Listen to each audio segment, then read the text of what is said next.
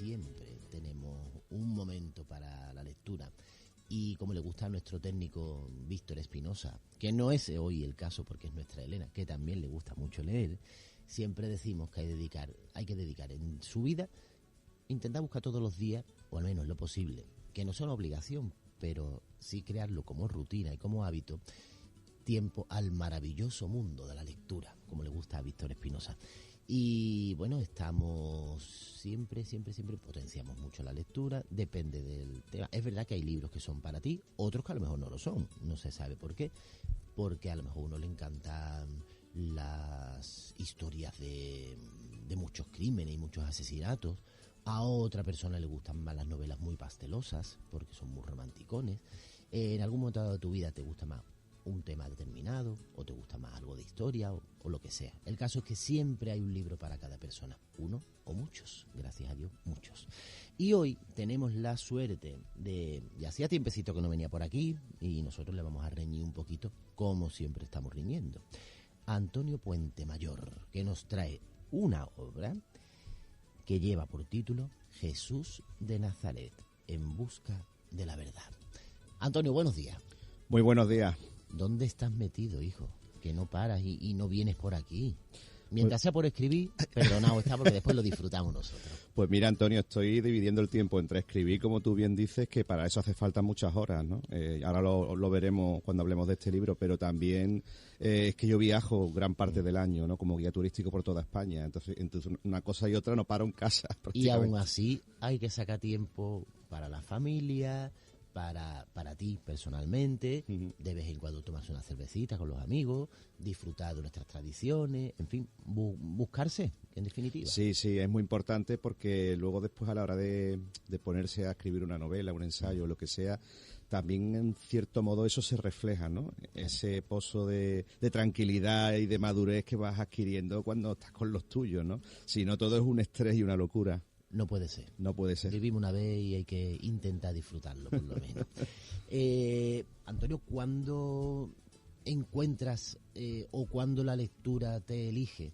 Y tanto para leer tú primero como para escribir después. Bueno, yo descubrí la lectura muy niño, ¿eh? Yo tuve la suerte de que en casa, mi madre sobre todo era bastante buena lectora.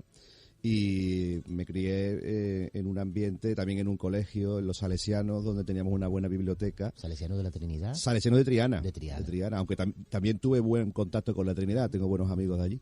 Y claro, esto fue fundamental, ¿no? Para comenzar, ¿no? A leer. Y luego después ya con el tiempo, al estudiar la carrera de Filología Hispánica, pues imagínate, allí leíamos, bueno, pues 50 libros al trimestre como poco. Eso ya era por ley. Claro. Si quería probar, claro. Claro, totalmente. Y bueno, desde entonces no he parado de leer, ¿no? Yo sé distinguir muy bien la lectura académica, la lectura de investigación que utilizo para mis libros, de la lectura por disfrute. Además, ahora estoy dirigiendo un club de lectura, con lo cual también estoy ampliando. Sí, ¿Quieres hablar del club de lectura? Bueno, a ver, por supuesto, mira, estamos en Santa Catalina, llevamos muy poquito, estamos en la antigua librería Reguera. Sí, al lado del Tremendo. Al lado del Tremendo, exactamente, que ha cerrado. Si nos situamos por bares, lo aclaramos rápido. Totalmente, al lado de donde estaba Casamalia. Que hacía el pan muy bueno. Eso es. Pues mira, cerró Julio, digamos, sí, se jubiló, sí, como todos sabemos, que ha hecho una labor increíble, ¿no? Por la lectura. Qué buen tío. Muy buena persona y una persona además que, bueno, que te conseguía los libros con una facilidad. Total. Allí no se iba nadie sin leer, ¿eh? Total, que se traspasó a Botica de Lectores, que han hecho también una labor increíble, ¿no? Están en Los Remedios, ahora han ampliado a Santa Catalina y me encargaron este bonito proyecto que era liderar el club de lectura de allí, de este nuevo establecimiento. Y desde octubre estamos funcionando y de verdad es que muy contento. Pues mira, si no te importa, para aquellas personas que no, porque suena a club, no sé, como asociación o algo, para aquellas personas que no sepan muy bien qué es y qué se hace en un club de lectura, por si acaso motivamos a la gente, pues lo explicamos, si te parece. Pues mira, el club de lectura fundamentalmente se trata de leer un libro al mes, un libro que yo suelo elegir en base pues a unos criterios. Lo mismo elegimos libros clásicos que elegimos algo un poquito más cercano, más contemporáneo, también dependiendo un poco de los gustos, ¿no? Uno va viendo el club por dónde va Y además a mí me sorprende que cada mes parece que el nivel va subiendo más, ¿no? El listón está más alto. Entonces es muy sencillo, basta con apuntarse allí en la librería, tiene una cuota mínima simbólica que es trimestral.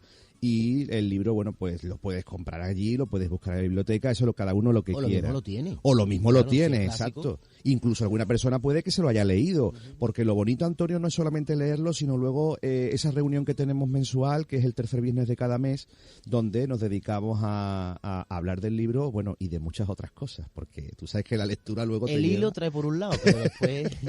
Exactamente, ¿no? Analizamos un poquito la obra. Este último, por ejemplo, que hemos leído este mes pasado ha sido Lecciones de Química de Bonnie Garmus, que ha sido un auténtico fenómeno en Estados Unidos y nos ha dado pie no solamente a leer la novela, que es maravillosa, sino también a ver la serie de televisión, que ha sido una cosa reciente de este otoño, ¿no? Se ha estrenado en Apple TV.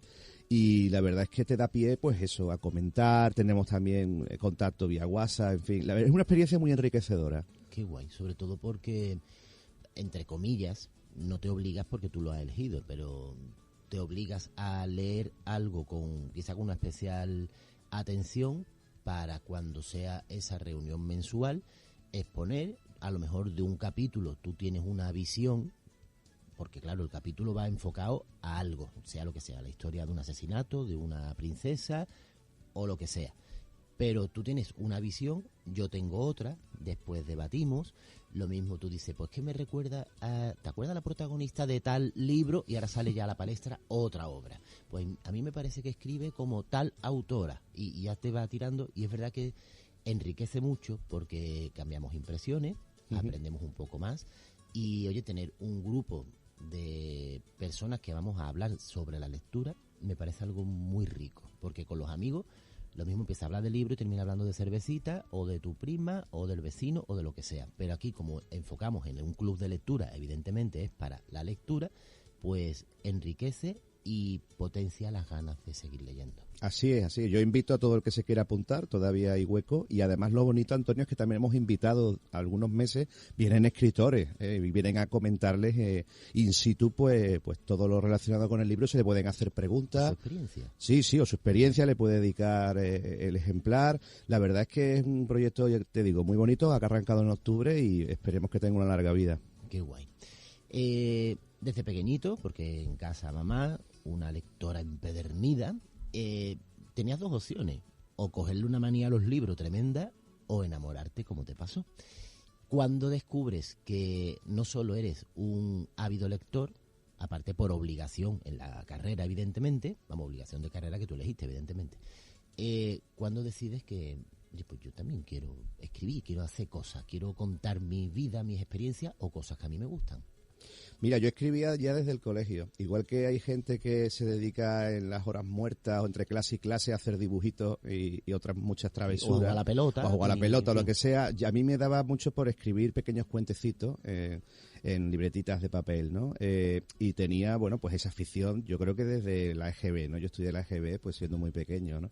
Lo que ocurre que ya, lo que es en serio, comienzo escribiendo relatos. Primero que me presento a concursos, veo que gano alguno y que no se me da mal.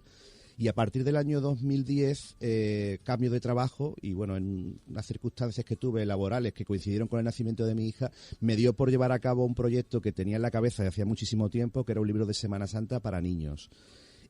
Bueno, este libro lo hago en casa. Se titulaba y se titula, porque todavía anda por ahí, Nazarenos de Caramelo. Tú lo conoces muy bien. Yo lo tengo. Tú lo tienes porque además tú y yo nos conocimos prácticamente al hilo de ese libro, ¿no?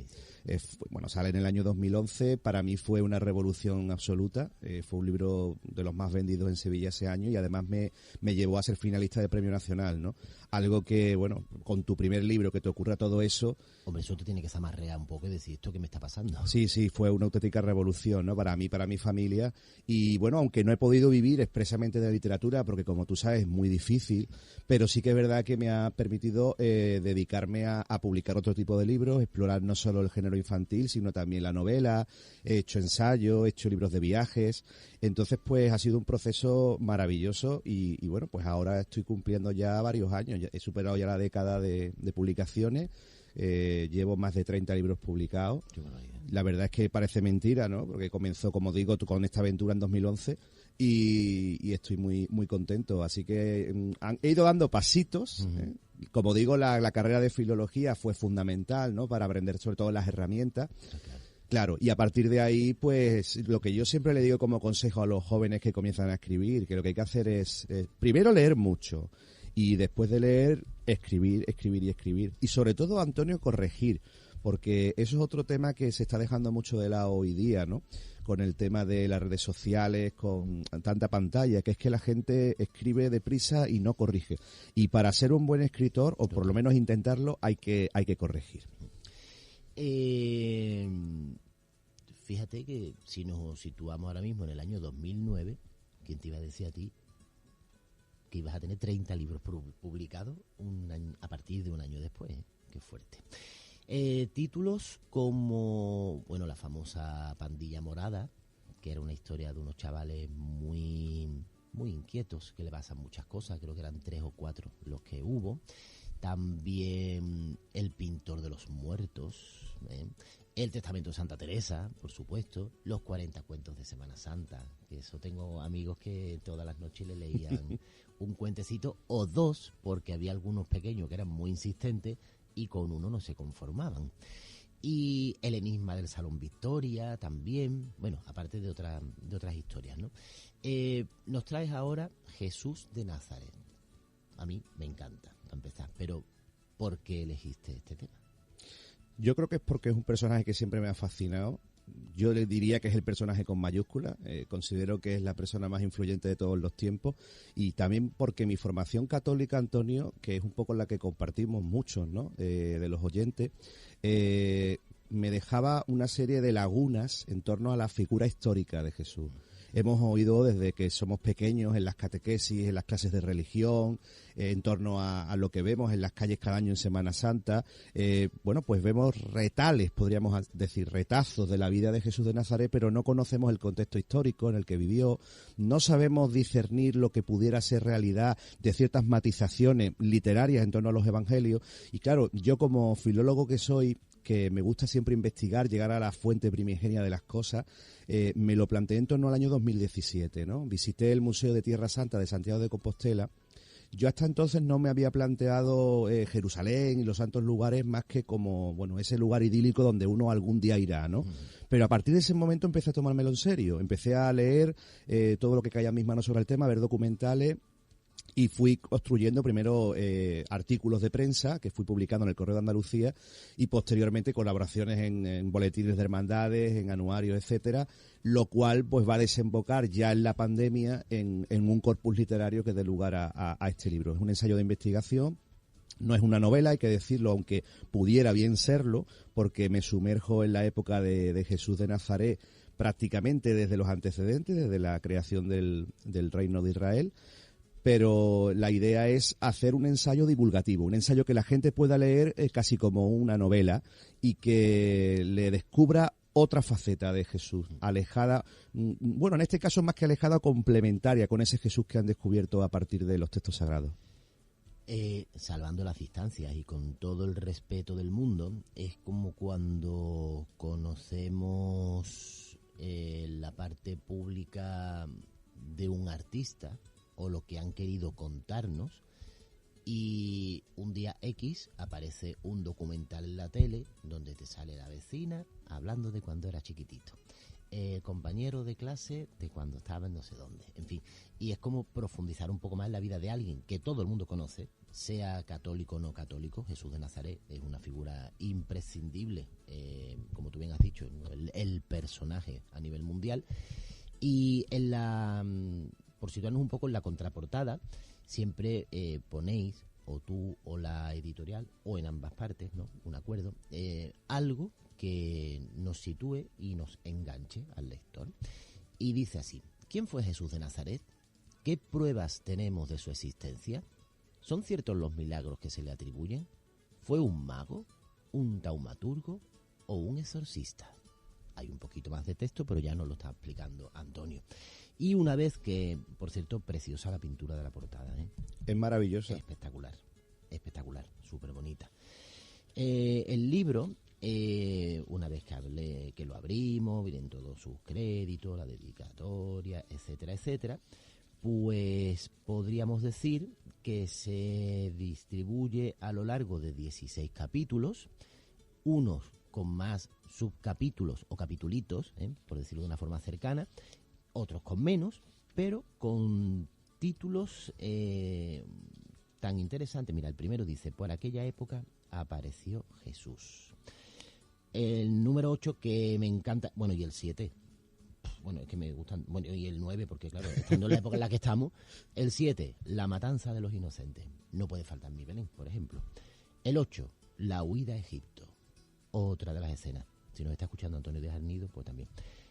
La infancia en Nazaret, los años perdidos, los años que claman en el desierto, Salto, el que tenga oídos que oiga. Y el último, que también me encanta, pasión, muerte y resurrección. Y viene después todo como una especie de vía crucis, donde vienen un montón de cositas.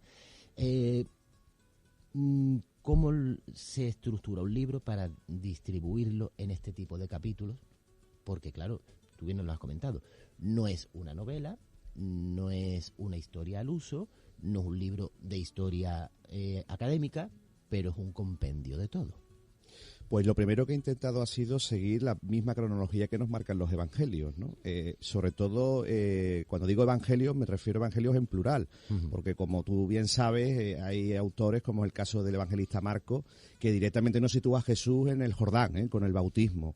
Para eso tienes que acudir a Mateo, a Lucas y retrotraerte a Belén y hablar del nacimiento.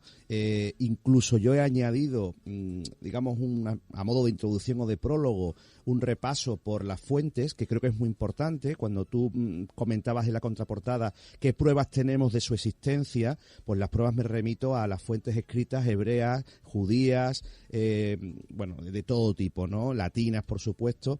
Y están las cristianas y las no cristianas. Así que la primera introducción es la parte científica. ¿Dónde me baso para asegurar, porque yo aseguro en el libro que Jesús de Nazaret existió, cuáles son las pruebas? Y posteriormente también hablamos un poquito del pueblo de Israel, porque claro, Jesús de Nazaret no se podría entender sin el contexto en el que vivió, ¿no? Ese pueblo del cual él obtiene el linaje, por un lado, del rey David por parte de José y de Aarón, el hermano de Moisés, por parte de María. A partir de ese momento, pues ya, igual que ocurre en los evangelios de Lucas y Mateo, comenzamos con el nacimiento y cronológicamente vamos siguiendo pues con la infancia, los años perdidos, bueno, el ministerio público, etcétera. Evidentemente los evangelios tienen muchos huecos, muchas lagunas, y yo he tratado de rellenar esos huecos pues con datos extraídos de los evangelios apócrifos.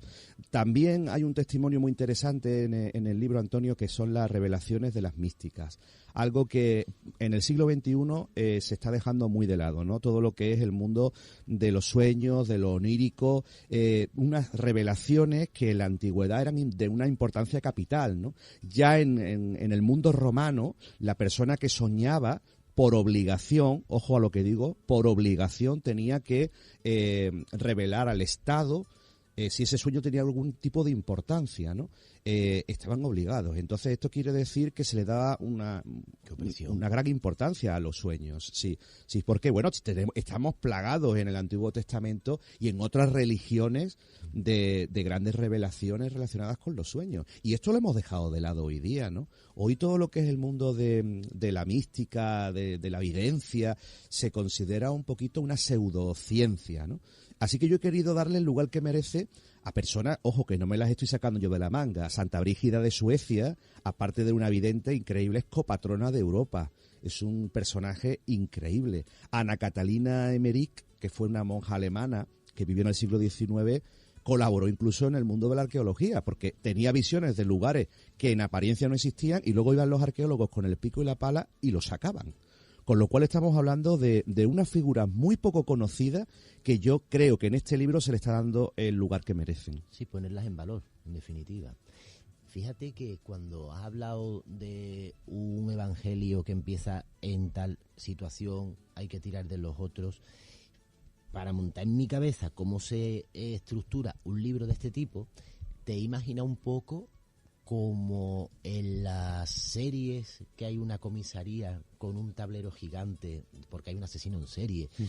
Y te he imaginado con una pizarra gigantesca en tu casa, poniendo aquí, pum, una flecha, pum, no sé cuánto, no sé qué, para poder estructurar todo esto, porque claro, has bebido de muchas fuentes, pero poner esa fuente en orden, eso tiene que ser complicadísimo. Has y acertado. después darle el punto bonito, ¿verdad? Has acertado completamente. Yo no tengo el corcho por falta de espacio, pero lo hago en el ordenador. Tengo el corchito de la pantalla. Exactamente. Y muchas subcarpetas en las que voy apuntando cualquier artículo de prensa, cualquier dato que encuentre. A lo mejor voy por la calle y me entero de algo y lo apunto en el móvil y luego lo paso a la carpeta. Y estoy siempre, pero no solamente con este proyecto, con todos los proyectos, con novelas, con libros de viaje, siempre haciendo anotaciones, absolutamente de todo, porque es que, bueno, estamos rodeados siempre de personas que nos dan alguna idea, alguna noticia que ves en televisión, que escuchas en la radio, algún podcast. Es un libro que bebe de muchísimos autores. De hecho, te podría citar incluso a 350 que aparecen en la bibliografía citada. Es que es lo que estoy buscando ahora. Son muchísimos, claro. Hay no sé cuántas páginas puede haber de citas de donde has bebido o donde has recogido para montar ese puzzle maravilloso y ofrecernos a nosotros la posibilidad simplemente de comprar el libro y de leerlo y aprender. O sea, el trabajazo tuyo tiene tela. Bueno, han sido 5 años. Yo lo considero un viaje apasionante que además, fíjate, te comentaba que comenzó en Santiago de Compostela. Yo no creo en las casualidades. Yo creo que las cosas. Sitio para empezar, ¿eh? Claro, es que por eso, Antonio, y además no digo que las cosas pasan por algo. Santiago de Compostela, como tú sabes, es uno de los lugares de peregrinación más importantes del mundo. En España tenemos la suerte de tener varios lugares jubilares, ¿no? Como es Santiago, como es Santo Toribio de Liébana, que este año también he tenido la suerte de estar en ambos, y luego tenemos Caravaca de la Cruz. Pero es que yo inicié el viaje en Santiago y lo concluí en Tierra Santa, con lo cual, imagínate, he cerrado el círculo en la misma Jerusalén, porque yo consideraba que, para ser honesto con los lectores, tenía que ir allí, tenía que hablar de unos lugares, en este caso sagrado para la cristiandad, pero también arqueológicos para la ciencia. Y tenía que verlos, y tenía que palparlos, y tenía que documentarlos, porque en el libro aparecen fotografías, están tomadas por mí, y yo puedo dar fe de que están allí, que son del siglo I y que tienen relación directa con la figura histórica de Jesús de Nazaret. Es que fíjate, hay personas que cuando hablan de Tierra Santa, ¿no?, y de esos lugares, a veces te dan un poco a lo mejor por desconocimiento, evidentemente, o por ganas de tirar por tierra ciertas cosas, que también los hay. Y más o menos te vienen a decir que eso tiene que ser como un parque temático, donde hay como muchas atracciones, entiéndase atracciones por lugares, y donde tú no sabes si eso será así o será asado, en fin, derrotistas hay siempre. Sí. Cuando tú vas, estás metido, enfrascado en esta historia que te ha llevado 5 años, y ves aquello, yo creo que más de un escalofrío te llevaste. Hombre, para mí ha sido un viaje que me ha cambiado la vida, ¿eh? Quizás yo es que llevaba ya parte del camino de recorrido, por lo que hemos hablado, por toda esta investigación.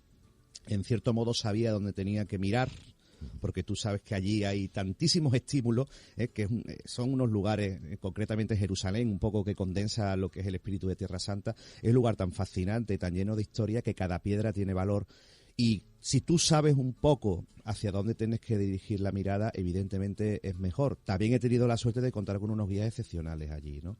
Primero porque desde España, desde Sevilla concretamente, iba con gente de la diócesis, iba con Manuel Soria, que tú lo conoces, que ha sido delegado diocesano. Bueno, ahora lo es de peregrinaciones, fue de hermandades, ahora de peregrinaciones. Manuel Soria es un experto en Tierra Santa. He tenido la suerte de ir con él, de contar con su asesoramiento en todo lo que le he preguntado para el libro. He ido con Antonio Tábora, que es otra referencia de las peregrinaciones a Tierra Santa, no solo de Sevilla, sino de toda España. Y luego también la suerte de contar con un guía local de allí, nacido en Nazaret. Tú has mencionado a los salesianos, y fíjate tú por dónde, insisto, las casualidades no existen. Él era profesor de los salesianos de Nazaret. ¿Dónde? Y yo creo que nadie mejor, ¿no? Una persona que, por cierto, aprovechando que estamos aquí entre amigos, me gustaría comentar que reúne, Antonio, quizás eso que tanto nos cuesta entender en Occidente, es la unión que existen entre religiones, entre diversas razas en Tierra Santa, ¿no? Porque este hombre tiene nacionalidad israelí, es nacido en Nazaret de raza árabe, pero su religión es la cristiana. Fíjate qué cosa más curiosa, ¿no? Vaya mezcla. Es una mezcla que dices tú, ¿esto es posible? Pues sí, porque es. vive en Israel, efectivamente, tú lo ves y físicamente tiene los rasgos de un árabe, pero sin embargo es cristiano. Y cuando digo cristiano me refiero a un cristiano de unas convicciones religiosas increíbles y con unos conocimientos de las Sagradas Escrituras que yo me quedé absolutamente perplejo, ¿no? Todos los que íbamos en ese fabuloso viaje. Perplejo me estoy quedando yo, escuchándote. Increíble, de verdad. Claro, hay que situarnos también, porque lo has dicho antes, ¿no?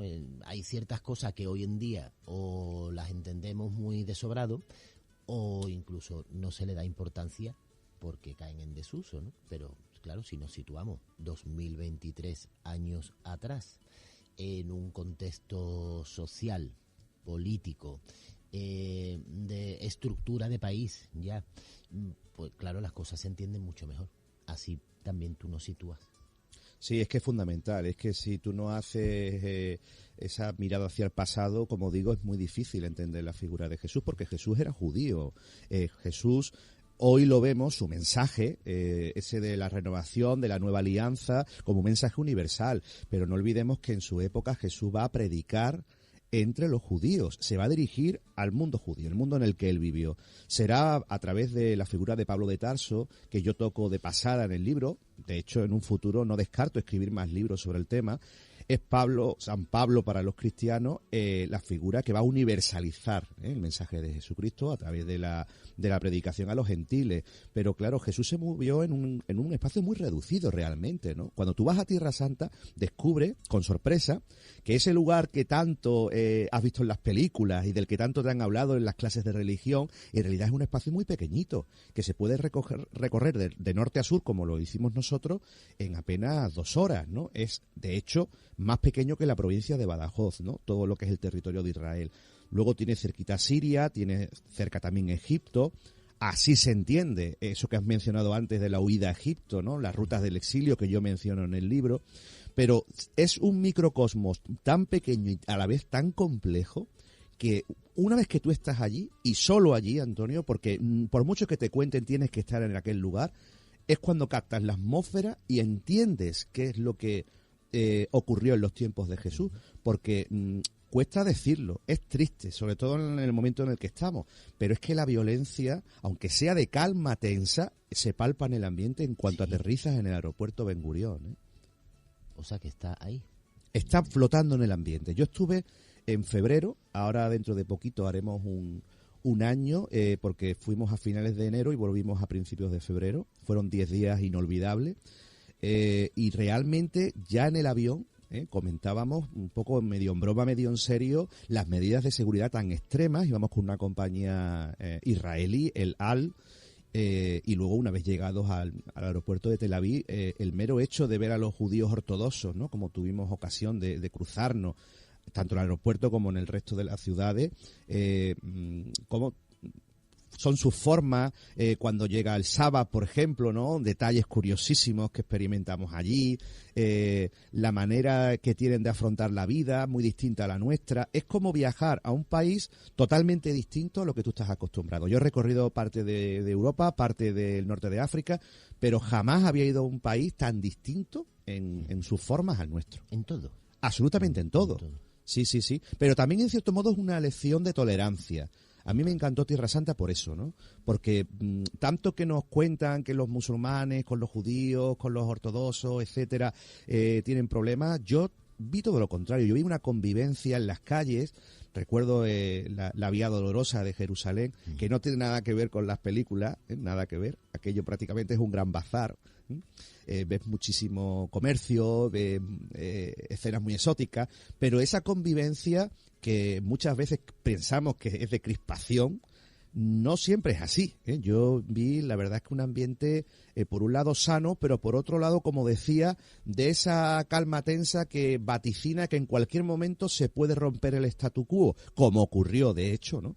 Nosotros asistimos, estando allí en Tierra Santa, al ataque, por ejemplo, de un judío ortodoxo a una de las iglesias que están presentes en la Vía Dolorosa, y derribó una imagen de Jesús atado a la columna, que salió en muchos informativos, y bueno, yo tuve ocasión de ver allí esa imagen rota en el suelo y fue impactante, ¿no? Porque, como se digo, quedó en el suelo. Sí, bueno, la levantaron, unos agentes de seguridad, a esta persona la detuvieron y luego cogieron al Cristo roto, fíjate, lo colocaron encima de una mesa, una especie de mesa de altar, y estuvo expuesto así durante unos días. Nosotros tuvimos ocasión de verlo y hubo un artículo precioso que escribió un compañero mío de viaje, de peregrinación, que es Juan José Borrero, que es uno de las firmas importantes de ABC de Sevilla, y que se llamaba precisamente Mi Cristo Roto, ¿no? Que recordaba ese libro del Padre Cué.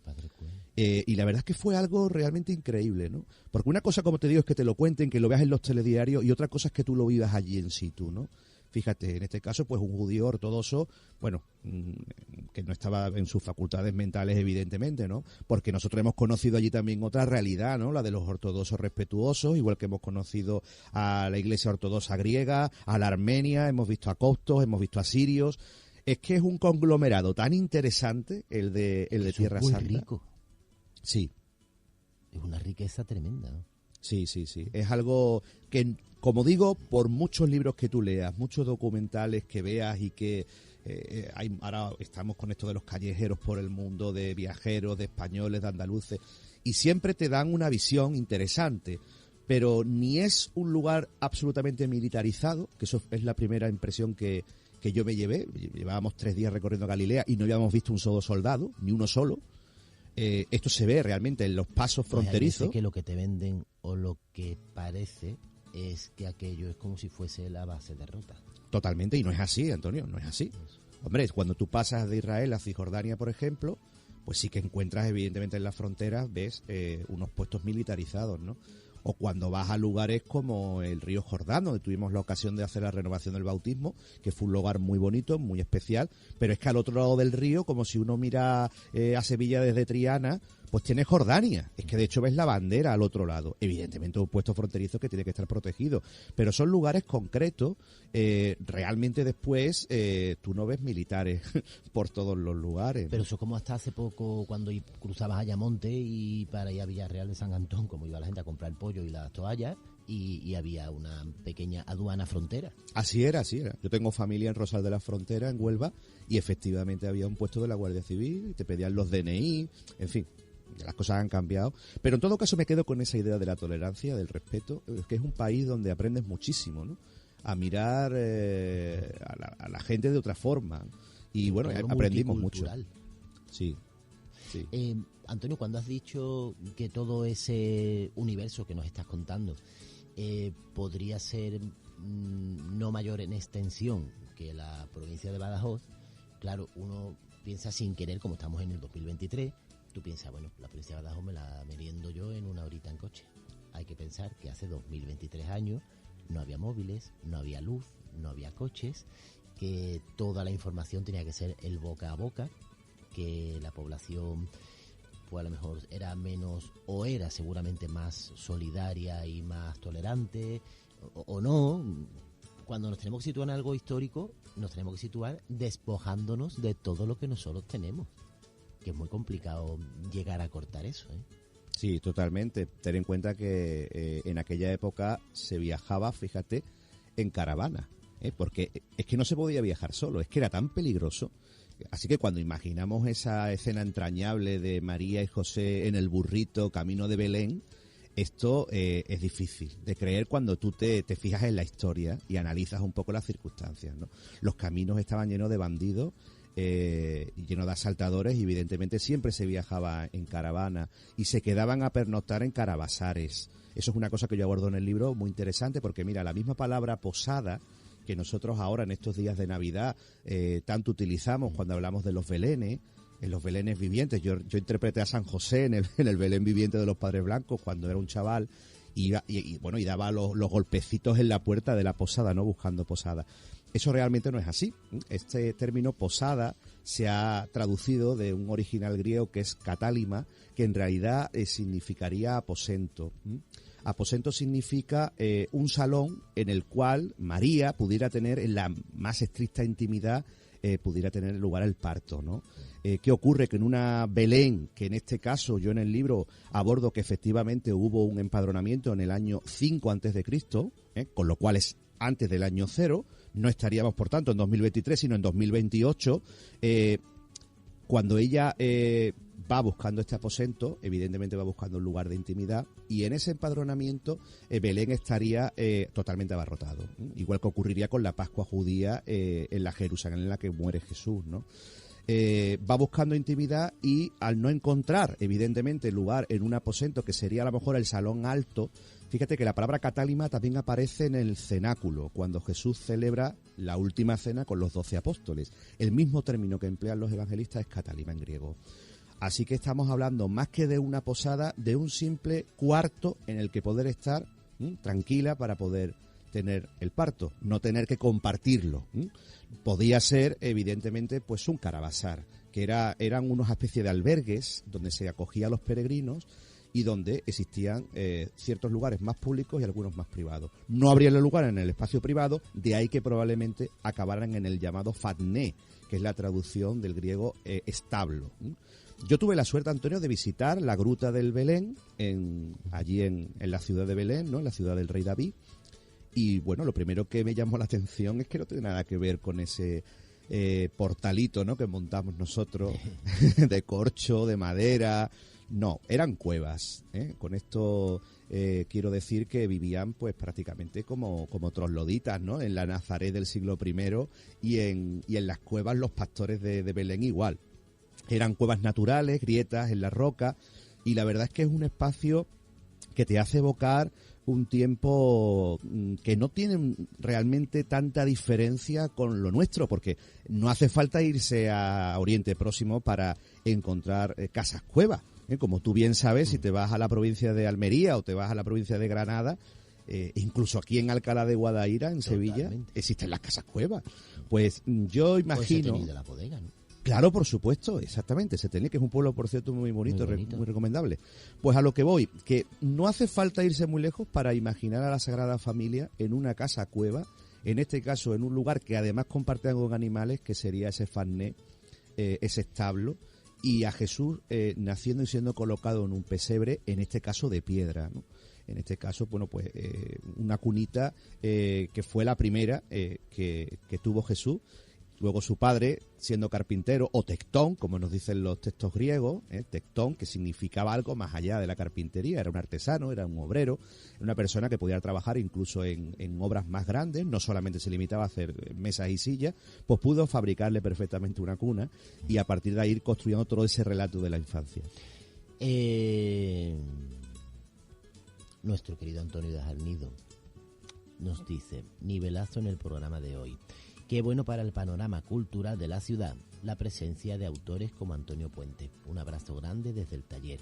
En estos tiempos convulsos en Medio Oriente, en el que se mezclan contextos que nada tienen que ver, qué oportuno es divulgar estos aspectos del Jesús histórico.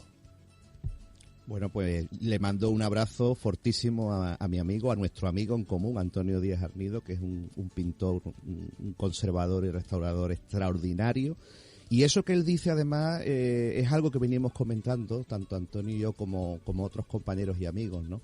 Que son estos errores, efectivamente, que se están deslizando últimamente en las redes sociales a raíz de la guerra de Gaza, ¿no? Que es un acontecimiento cruel, un acontecimiento que no tiene paliativo, pero que efectivamente se están deslizando una serie de ideas que no son ciertas. Jesús no nació en Gaza, nació en Judea, nació en un territorio. Eso es así. Eso es así. No hay que darle más vuelta. Es así. Exactamente. Claro. Y además es que existen datos. Yo en el libro lo explico. Me remito al testamento del emperador Augusto, ¿no? Se establecieron incluso hasta 3 censos. El Universal, a partir de una tesis doctoral que he tenido ocasión de leer hace poquito, se publicó en 2019, se especifica que es en ese año 5 a.C. hubo un censo que perfectamente abarcó todo el Imperio Romano y que pudo ser perfectamente el censo al que se referían los evangelistas Mateo y Lucas, ¿no? Que coincide además con la vida del rey Herodes el Grande, que muere un año después, que coincide también con el gobernador de Siria, que era Quirino, y que por supuesto coincide con la Estrella de Oriente, que ese es otro dato a tener en cuenta. La estrella. fíjate, no quiero frivolizar ni muchísimo menos, pero la estrella es la que siempre se pone en el portal. Y también se pone nieve. ¿Por qué se pone nieve en un portal de Belén? Bueno, porque se celebra la Navidad un 25 de diciembre. Y nosotros tenemos frío. Y tenemos frío. Oye, pero Antonio, te digo una cosa, allí hace frío bastante, ¿eh? Yo no te digo nevar porque sí se sabe, hay constancia de nieve evidentemente en esos lugares. Belén está mucho más alto de lo que la gente se imagina, ¿eh? Está a una altura considerable y hace un frío tremendo. Nosotros estuvimos entre enero y febrero, como digo, y pasamos bastante frío. Entonces te cuesta imaginar el nacimiento de Jesús en esa fecha, sobre todo teniendo en cuenta, pues bueno, esa famosa historia de los pastores, ¿no? Que no podían pastar o acampar, en este caso, al raso. Pero bueno, si también profundizáramos en ese aspecto, veríamos que tampoco es descabellado pensar que Jesús hubiera nacido en diciembre. Otra cosa es que lo hiciera el día 25, algo que bueno, que realmente es una fecha sin más. El 25 de diciembre, no lo vamos a negar, existían ya unos cultos anteriores, el culto al dios Mitra, todos estos cultos al sol invicto, a las Saturnalias romanas, algo que cuando tú abordas el estudio de Jesús de Nazaret no puedes dejar de lado, ¿no? Sobre todo si es un estudio histórico. Pero es que realmente las fechas no interesan. Igual que los primeros cristianos no se interesaron por el nacimiento de Jesús. Yo el otro día comentaba en un artículo que escribí para la prensa que, aunque parezca mentira, los primeros cristianos no celebraban la Navidad, no la celebraban. Y esto es porque realmente la fecha importante de Jesús de Nazaret es el día que resucita, el día de la Pascua. Esa es la gran fiesta de los cristianos. No obstante, bueno, en los primeros tiempos, con los padres de la Iglesia, vamos a tener muchas ganas, estos cristianos, estas primeras comunidades, de saber más. Y ese interés natural, consustancial a cualquier ser humano, nos va a llevar a intentar conocer dónde nació, si tuvo hermanos, si no tuvo, cómo fue su infancia, y dará lugar a partir del año 354, decretado por el Papa Julio I, de una fecha concreta, el 25 de diciembre, para celebrar la Navidad. ¿Qué más da si nació en diciembre, si nació en enero o lo hizo en agosto? Yo me quedo con el mensaje de Jesús y, por supuesto, con su resurrección. Hasta no hace muchos años, te lo digo porque, claro, hace 2023 años aprox que pasó esto, ¿cuántas personas sabemos, sobre todo ya nuestros abuelos o bisabuelos, que nacieron tal día, en principio, o no saben cuándo, pero el abuelo de turno pues lo registró 15 días después de nacer? Y a lo mejor hace 70 años. Así es. Hace 2023, pues posiblemente pasase mucho más. Naciese antes, naciese después. Yo creo que en el fondo es lo menos importante. Absolutamente, y es que además nadie se pregunta cuándo nació Julio César, ni cuándo nació Alejandro Magno, tampoco sabemos, o por lo menos no es una cosa que nos preocupe cuándo nació Napoleón. Sin embargo, fíjate, Antonio, nadie cuestiona la existencia de estos personajes. ¿Te has parado a pensar esto? Ni siquiera Homero se cuestiona, y nadie sabe más que escribió la Ilíada, la Odisea y poco más. Sin embargo, Jesús de Nazaret, todos los días, cuando te digo todos, es todos. A raíz de la publicación de este libro, más aún, leo comentarios de gente que niega la existencia de Jesús. Pero eso no se plantea con Buda, por ejemplo, en absoluto. Con otros más. Por supuesto. Otras deidades no se plantean. No se plantea en absoluto. Y sin embargo, pues la figura de Jesús continuamente se ve atacada, se ve cuestionada. Absolutamente todos los acontecimientos que rodean su vida se ponen en tela de juicio. Nadie discute las guerras médicas, ni nadie discute el desembarco en Normandía, los determinados detalles que le rodearon. Sin embargo, pues se cuestiona dónde nació Jesús, si era de Nazaret o de Belén, si hizo tal milagro o no lo hizo. Es una figura, como digo, que pues desata todo tipo de sentimientos encontrados, y que precisamente por eso yo considero que es el hombre más influyente de todos los tiempos. Es que yo pienso también que si fuese un personaje más o un personajillo a lo largo de la historia, no tendría tantos detractores. Como brilla tanto, a mayor porcentaje de todo. Yo creo que sí. De crítica. Otro gran amigo en común y otro artistazo, el señor Santileón, que nos dice: dan un abrazo a Antonio Puente. Ole. Pues nos lo vamos a dar en tu honor, Santi. Te mando un fuerte abrazo también a ti. Bueno, de Santi de León, que voy a contar, que tú y los oyentes no sepan ya, ¿no? Es una figura de la fotografía capital de la ciudad de Sevilla, uno de los grandes referentes, y además está arreglándonos unos carteles que está haciendo un soplo de aire fresco, ¿verdad? Y ya es que huele a Santi León. Lo que él hace huele a Santi León. Sí, tiene un sello propio. Cosas parecidas, tú dices, uy, esto me recuerda a Santi León. Totalmente, totalmente. Qué guay, qué de gente bonita tenemos hoy. Por ejemplo, algo muy típico que se comenta, que si la mula y el buey. Yo puedo poner, ya te estoy trayendo un poco a la parte más, no frívola, pero sí más de tradición nuestra. ¿Puedo poner 2 mulas? ¿Puedo poner 2 buey? Bueno, pues se decía que la mula representa la humildad y el buey, pues, gracias a su aliento, mantenía caliente la cunita del niño. También que si la mula era el señor al servicio de su amo, no sé cuánto, no sé qué. En todo lo que es una puesta en escena de un nacimiento, perdón, señor Arnido, no estoy hablando ahora mismo de los napolitanos que tienen otro concepto, pero sí hay mucho de investigación. A mí, por ejemplo, me contaron que los belenes de cacharrería, que son los que a mí también me tienen loco perdido, Melchor blanco, Gaspar pelirrojito, Baltasar negro. El caballo de Melchor blanco, el de Gaspar como color calabaza, podríamos decir, y el de Baltasar negro, porque representaba la mañana, el mediodía y la noche. ¿Hasta dónde hay cosas que se pueden asegurar o alguna la hemos justificado después? Bueno, la tradición de los Reyes Magos es larguísima, es tan larga como bonita, ¿no? Y además tú has dado una pista que, fíjate, mira, este libro es un libro en blanco, porque lo comentábamos ya en la presentación. Yo tuve la suerte de ser presentado por Juan Miguel Vega, el director de Canal Sur Radio, que además me acompañó. Fuimos parte de ese grupo que fue a Tierra Santa en peregrinación, además íbamos juntos en el avión, en el AVE, y tuvimos ocasión de hablar mucho. Y Juan Miguel Vega en la presentación decía que este no iba a ser mi último libro sobre Jesús, que era, de hecho, una puerta que yo había abierto, pero que iba a continuar, ¿no?, investigando. Tú me acabas de dar un dato que yo desconocía, ¿no? Me ha encantado eso de los colores de los caballos. Aquí se habla en el libro, y yo saco de la historiografía, bueno, pues esos códices medievales que nos llevan a las coronas de los reyes. ¿Por qué son 3? Porque en origen no eran 3. ¿Y Artaban dónde lo dejamos? Claro, exacto. Hablo del cuarto rey mago, cuento de dónde procede su historia, pero es que también hablo por ejemplo, de los diferentes orígenes, de dónde pudieran proceder los reyes.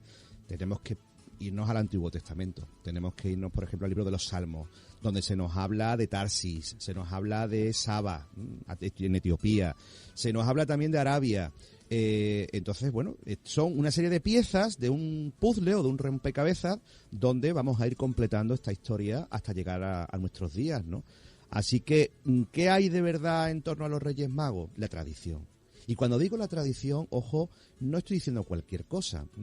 Yo he leído a estudiosos, a grandes eruditos, decir que, al igual que la tradición se respeta en otras muchas religiones, en otras muchas culturas, en la católica también es necesario respetarla, porque son los protestantes los que se ciñen únicamente al Evangelio. Pero es que los católicos tenemos una tradición maravillosa, alimentada, por ejemplo, por los evangelios apócrifos, que de no existir no tendríamos los belenes, no tendríamos la Semana Santa, no tendríamos imágenes en las iglesias, en los templos, y no tendríamos esas fiestas tan bonitas en los pueblos. Pues menos mal que nos hemos liberado, porque nos hubiesen quitado un pilar. Bueno, nuestra cultura se derrumbaría, Antonio. Total. Se derrumbaría. Si yo te digo, por ejemplo, que la mujer Verónica procede de los evangelios apócrifos, que el paño de pureza, que tú conoces de sobra por tu labor, que eso no hace falta que yo lo descubra aquí, ¿no? Tu labor al frente de vestir a las imágenes, ¿no? Ese lienzo, ese paño de pureza de los Cristos crucificados, sale del evangelio de Nicodemo, que es un evangelio apócrifo. Estamos hablando de tantísimos elementos de la literatura apócrifa y posteriormente de la tradición, la tradición pospaulina, etcétera, y de los padres de la Iglesia, que si la elimináramos nos quedaríamos pues con una historia, insisto, potente, puesto que el mensaje de Jesús es sumamente importante como para no tener que adornarlo, pero evidentemente muchísimo más insustancial de lo que es la cultura cristiana. Quizá más descafeinada. Muchísimo más descafeinada. Nos dice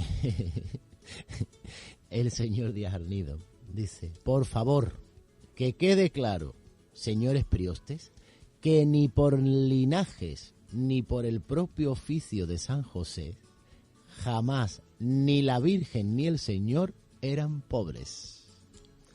Ay, esa frase la de veces que hay que escuchar.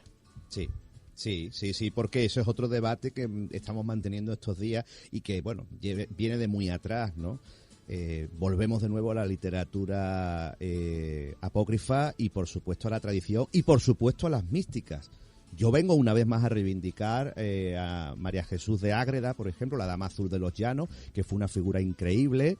He mencionado antes a Ana Catalina Emmerich. Ellas ven la infancia de la Virgen María, ven cómo va a estar ingresada en un colegio anexo al Templo de Jerusalén y cómo toda su infancia, toda su adolescencia, no es que vayan a estar vestida de oropeles, pero evidentemente no era de una familia humilde, ¿eh? La humildad de la Virgen María, el otro día lo explicaba muy bien Jesús Romanov en una tertulia que tuve ocasión de acompañar junto al padre Juan Antonio Carrera, es que la humildad de María no reside en la pobreza material, reside en la humildad espiritual, ¿no? El hecho de ser... Esa es la de verdad. Claro, es la de ser obediente. Esa es la humildad en las Sagradas Escrituras.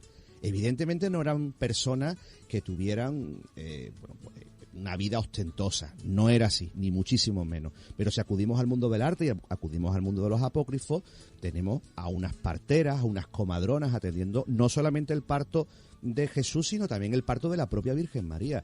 Oye, que eso hasta el siglo XIV en el arte está presente, ¿eh? Lo que ocurre es que luego, por una serie de circunstancias, a partir del siglo XV, los renacimientos lo van a eliminar por ese componente judío que tenían esas comadronas, que, ojo, en ese contexto histórico podían testificar.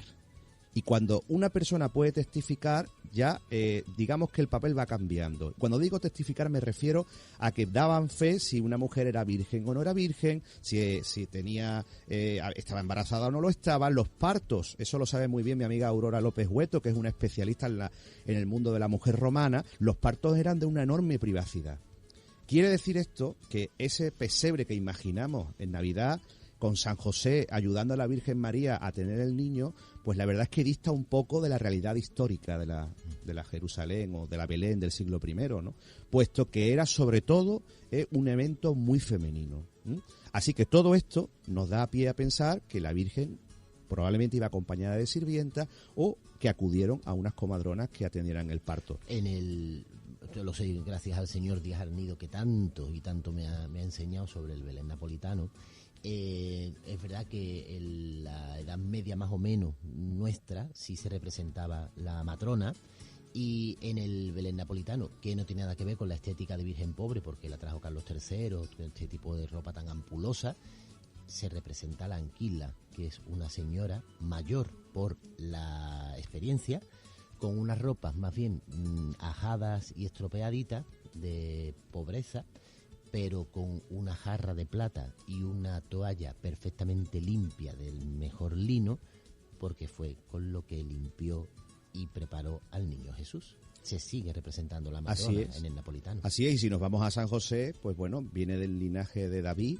Se sabe, como hemos comentado, por los textos, no hace falta irse más lejos de los evangelios canónicos, ¿no? Que era un textón y era una persona que no vivía en la pobreza. O sea, vivía probablemente trabajando en ciudades como Séforis, que estaba a 4 kilómetros de Nazaret, en la cual, a partir de la destrucción de los romanos, Herodes Antipas organiza una reconstrucción y probablemente trabajó en esa reconstrucción. Eran una gente evidentemente obrera, pero eso de la relación directa de la pobreza, insisto, es una pobreza más espiritual.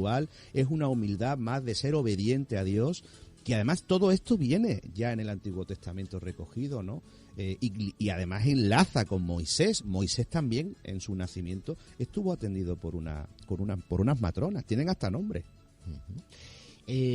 Claro, si siempre pensamos en lo que nos ha llegado de la estética de los belencitos de cacharrería o los belenes que se denominan hebreos, normalmente la Virgen con la túnica rosa, el mantito celeste, San José con la túnica morada, el mantolín morado, o calabaza o carderita. En fin, podemos buscar una similitud que Juan Manuel Rodríguez Ojeda, cuando viste a la Iniesta con papel de seda para vestirla de hebrea ya por los años 20 o por ahí del siglo pasado, Lo mismo estaba haciendo una Virgen de Belén, porque los colores son como los belenes y se dedica, o se llama ahora, una Virgen vestida de hebrea, en relación a esa forma parecida que tienen los belencitos nuestros hebreos. Totalmente. Cuando has dicho la Virgen de Belén, se me ha venido a la mente la imagen más venerada que hay de la Virgen María en Tierra Santa, precisamente se llama Virgen de Belén. Está en la Basílica de la Natividad, que hay que decir, por cierto, que es el templo cristiano en uso más antiguo del mundo, ¿no? Es un lugar realmente fascinante. Y lo es, Antonio, porque yo incluso antes de ir ya había escuchado testimonios de gente que no es creyente, porque Tierra Santa es un imán, ¿no? Para turistas de todo el mundo, total, para peregrinos y tal. Y hay gente que no es creyente, que va allí simplemente en búsqueda de un lugar exótico, de un lugar histórico.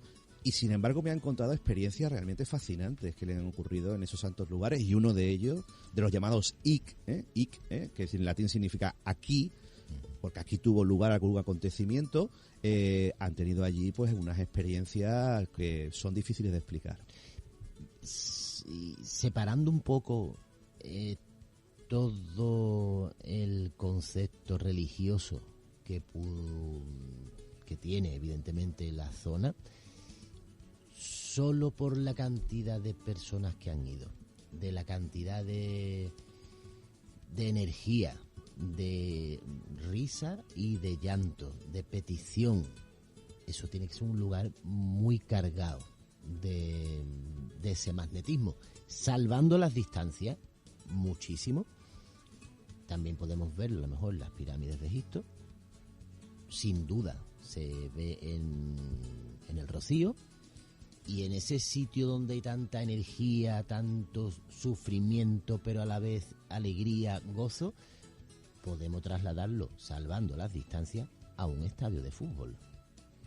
Claro, es una concentración de almas, ¿no? En cierto modo. Hay unas vibraciones que focalizan muy todas sus intenciones, todas sus emociones. Más. Sí, totalmente, efectivamente. Entonces son lugares de poder. Siempre se dicen dentro del mundo de la ocultura, ¿no? Me encanta ese término de Javier Sierra, la ocultura. ¿Qué es la ocultura? Pues es la cultura oculta, en cierto modo, ¿no? Es todo eso que trasciende lo que podemos tocar con las manos, lo tangible, ¿no? Lo mismo que antes te comentaba, ¿no? De las videntes. Hoy día, pues se desecha un poco todo lo que no es científico con pruebas tangibles. Pero todo eso está ahí. Y además tiene una trascendencia de siglos. Y si se ha utilizado durante siglos para ir más allá, ¿por qué no darle hoy la importancia, ¿no? Nos estamos volviendo demasiado materialistas, creo yo, que es la definición. Cuando tú vas a Jerusalén, te das cuenta de eso que comenta, ¿no? Que la atmósfera es una atmósfera sagrada. Seas de la profesión religiosa que seas, como si no eres religioso, pero ahí hay una energía especial. Está. Hay una historia, fíjate que ahora, por traernos ahora a nuestra época, ¿no? Hay una corriente que en muchísimos hospitales, aparte de, evidentemente, de las operaciones, de las transfusiones, de las medicinas, del paracetamol o lo que sea, se está empezando a utilizar algo que hasta hace poco se consideraba un poco, no te voy a decir brujería, pero algo no muy sano, como es el maravilloso Reiki. Y también hablan que en la época en la que Jesús imponía las manos, en el Reiki se imponen las manos de la misma forma. ¿Por qué no a lo mejor lo que hacía Jesús era una especie de Reiki? Es otro tema que se está por ahí tratando. Me parece muy interesante. Sí, bueno, evidentemente no conocemos los años ocultos de Jesús, esos años perdidos, pero yo siempre... Oculto no es malo, por cierto. No. No estamos hablando de oculto como algo malo. Efectivamente. Como desconocido. Como desconocido, ahí está. Yo me remito mucho a la estancia de la Sagrada Familia en Egipto, por toda esa magia, por todo ese componente sobrenatural, ¿no? que tiene Egipto. Bueno, yo no creo que Jesús como hombre, ojo, como hombre, no como hijo de Dios, toda esa formación que él tuvo más allá de la aldea de Nazaret, se quedara en el ambiente judío, ¿no? Un ambiente además, digamos, familiar, cerrado, cotidiano. Yo creo que Jesús bebió, por ejemplo, del mundo helenístico. En este caso, en Séforis, como he mencionado, la ciudad más importante cercana a Nazaret. Probablemente había estado en Jerusalén muchas más veces a partir de los 12 años y probablemente pudo ir más veces a Egipto. Egipto para los judíos era como para los españoles Portugal, un país que podías pasar con relativa facilidad eran unos días de camino, pero yendo en caravana él pudo ir a Egipto, pudo tener contacto. Otra cultura, otra tradición y otra cosa totalmente opuesto. Es que claro, donde él nace, por traerlo un poco a Sevilla, podría ser que nace en el kiosco de Curro en La Campana. Totalmente. En todo el cogollo. Y alrededor, pues muy cerquita, como tú has dicho, Egipto, el otro, con lo cual esos viajes y esa multiculturalidad, quiera que no, estaría influenciado por un lado y por otro, sí o sí. Sí, no cabe ninguna duda. Mira, hay una serie de televisión que no sé si está siguiendo, yo la recomiendo a todos los oyentes, que es The Chosen.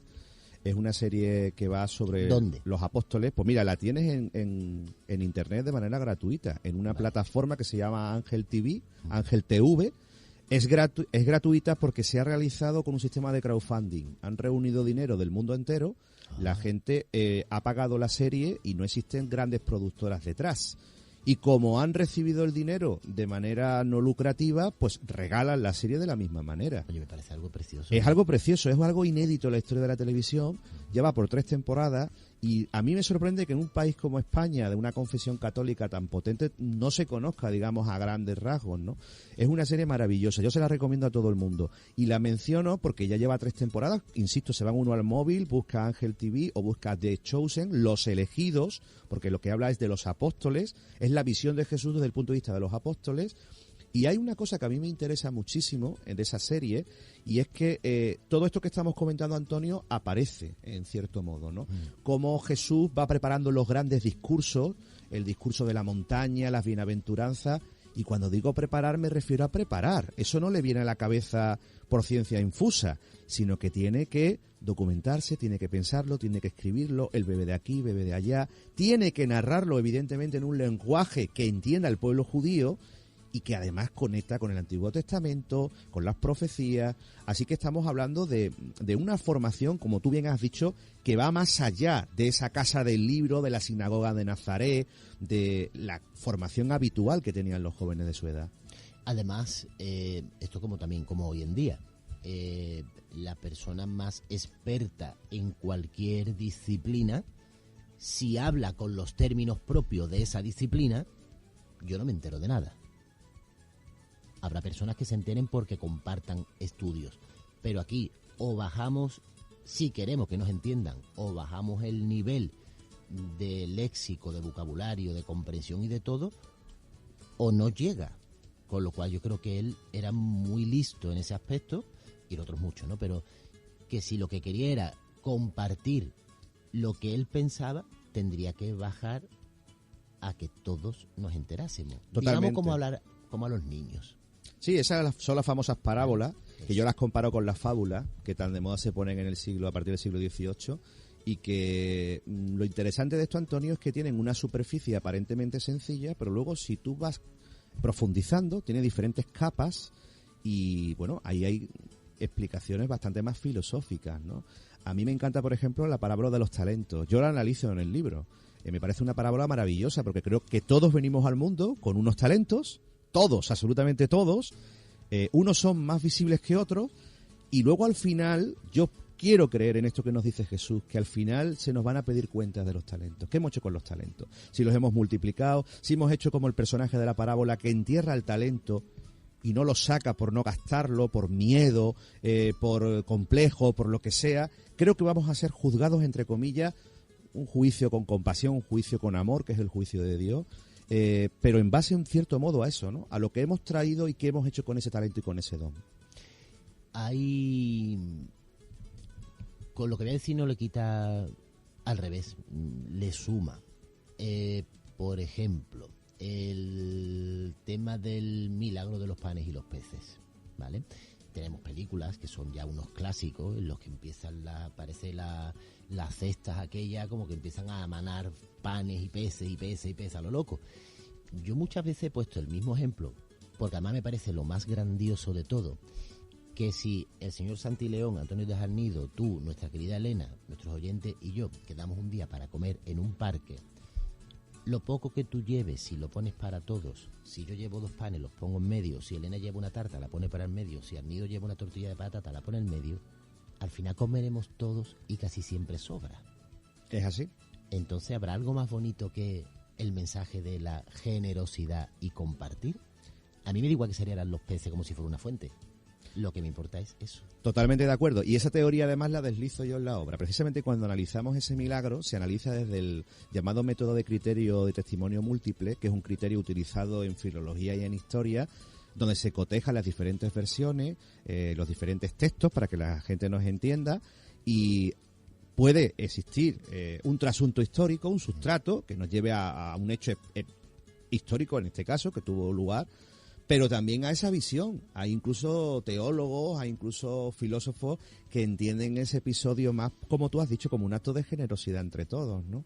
Que no hubo necesidad de multiplicar nada de manera milagrosa, porque el verdadero milagro en sí era que la gente se reuniera y compartiera. Yo creo Siendo que tan distintos sí, todos. sí, yo creo que incluso es un milagro más intenso, Es más ese, fuerte. y más fuerte, ¿no? Porque claro, Jesús no siempre iba a estar entre nosotros. Jesús habita entre nosotros, pero como él bien dice, en ese famoso episodio de cuando le unge, ¿no? María le unge los pies con sus cabellos.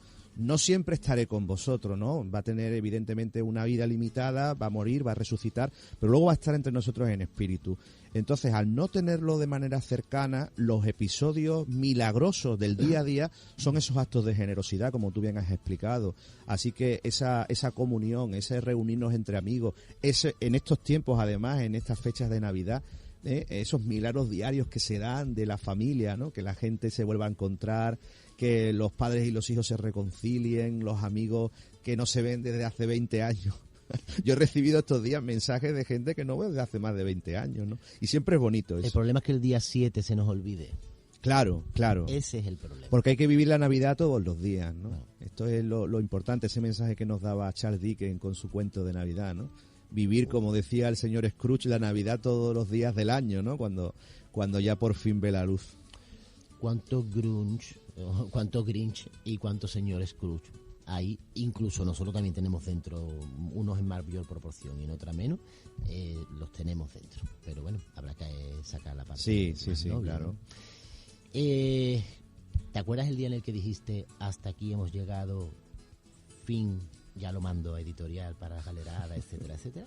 Sí, claro, me acuerdo porque eso fue poco antes de este verano, eso fue en torno al mes de mayo, y luego nos queda un recorrido que, aunque la gente no lo sepa, pero tiene casi tanta importancia como la redacción del libro, que es la corrección, ¿no? Hablaba al inicio de esta entrevista de la corrección, lo importante que es para un escritor, corregir y corregir. Yo puedo decir, y lo voy a decir en voz alta, que la Esfera de los Libros, que es la editorial que publica este libro, ha hecho una labor de corrección exhaustiva, pero no te puedes imaginar cuánto. Y voy a poner un ejemplo. No se trata solo de la semántica, la ortotipografía, que son los puntos, las comas, etcétera. Es que se han ido al apartado de la bibliografía o de las citas que tú has mencionado, que hay muchísimas, el aparato crítico que se llama. Y fíjate, donde yo a lo mejor ponía el libro, la editorial, el año, a lo mejor me faltaba la ciudad de publicación. Y ellos le añadían la ciudad.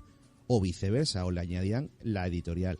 Son una serie de detalles que yo me he quedado pasmado. Así que ha hecho una labor de corrección la Esfera increíble. Todo eso lo hemos realizado en verano. Nos hemos ido intercambiando archivos, los hemos ido corrigiendo, las fotografías colocando, hemos hecho una criba. En fin, se ha hecho un trabajo de postproducción que se podría decir realmente encomiable, que ha dado como resultado, yo creo que un libro que está muy bien editado. Y aunque el flamante pregonero de la próxima Semana Santa te dijo, ¿habrá una segunda parte? Yo te la pregunto. Sí, habrá una segunda parte. Quizás no se llame Jesús de Nazaret parte 2, quizás no trate directamente de él, pero sí trate de su mundo, sí trate de su mensaje. Yo tengo en la mente proyectos relacionados con los apóstoles, con la Virgen María, con San Pablo, en fin, con todo lo que viene detrás, porque mucha gente me ha dicho que se ha quedado con ganas de más. Es un libro de cerca de 500 páginas, podían haber sido muchas más, Antonio, pero a nivel editorial, a nivel comercial no era práctico. Entonces todo eso que se ha quedado en el tintero puede dar lugar, evidentemente, pues a más trabajo. No sé si serán en clave de ensayo, irán como novela, pero evidentemente volveré a Jesús de Nazaret. Aunque tengo que decirte que yo prácticamente en todos mis libros, en todas mis novelas, tú lo sabes porque has leído mucho de mis libros, siempre está la figura de Jesús, en cierto modo, de manera explícita o de manera implícita. Para mí es tan importante Jesús de Nazaret, es tan importante la fe, que está siempre en mis libros. Y en el próximo proyecto, que yo te voy a contar ya un poco de lo que va, es un proyecto relacionado con España, con viajes, con todo eso que a mí me apasiona. Que ya ¿Para cuándo está previsto? Claro, pues probablemente 2024-2025. Es muy difícil saber porque eso los calendarios los marcan las editoriales, ¿no? Pero el libro está escrito. El libro entraría ahora en fase de edición, de ver cuál es la fecha idónea, pero escrito está. Y es un libro en el que también está Jesús, porque hablo de iglesias, hablo de lugares relacionados con el cristianismo, repartidos por toda España, y que yo creo que a la gente le va a interesar. Conecta en cierto modo con mi obra España Inédita del año 2021, que fue un libro que también me trajo muchas satisfacciones. Y como digo, la figura de Jesús de una manera o de otra siempre va a estar presente.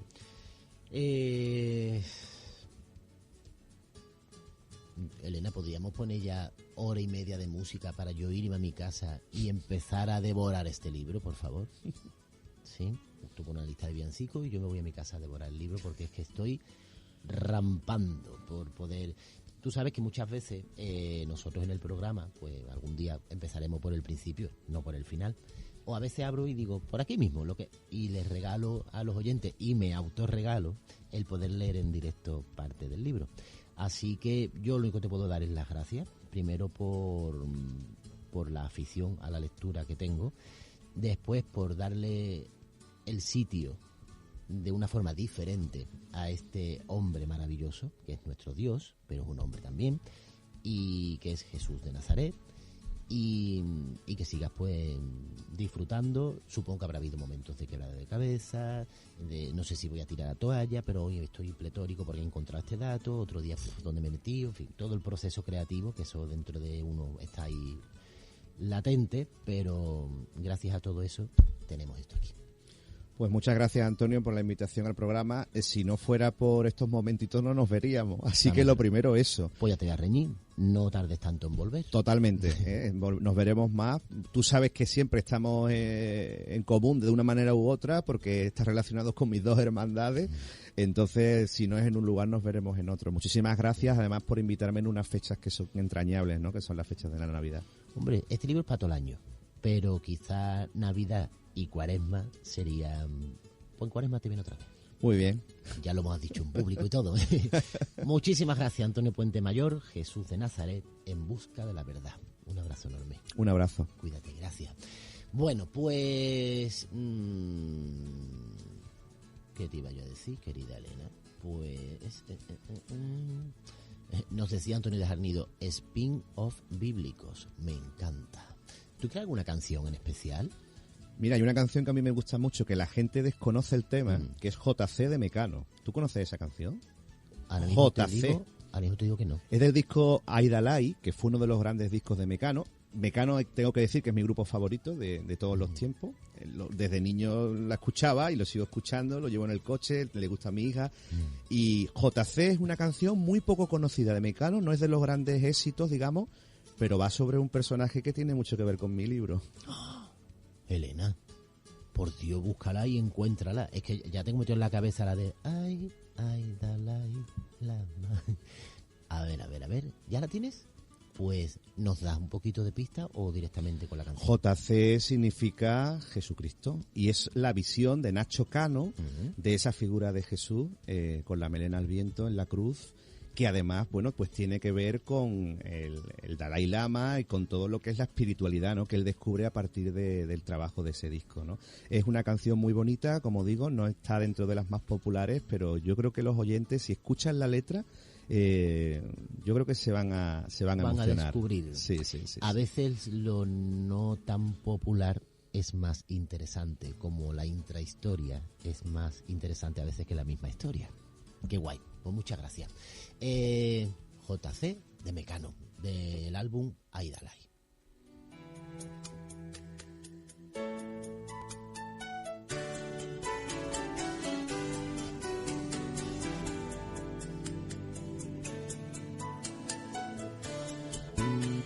Pasadas por allí, no sé bien qué vibró dentro de mí, y sin pensar me fui detrás de ti.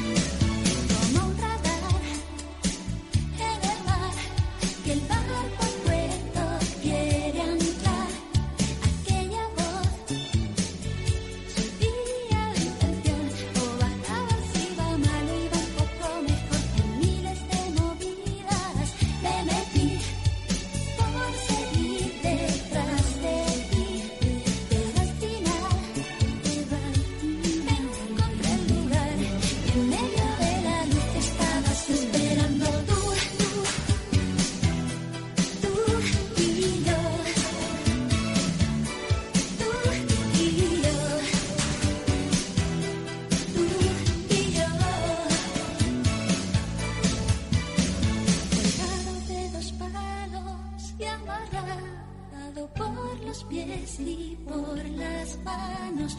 Me pregunté, ¿quién lo pudo hacer? Trepé por la madera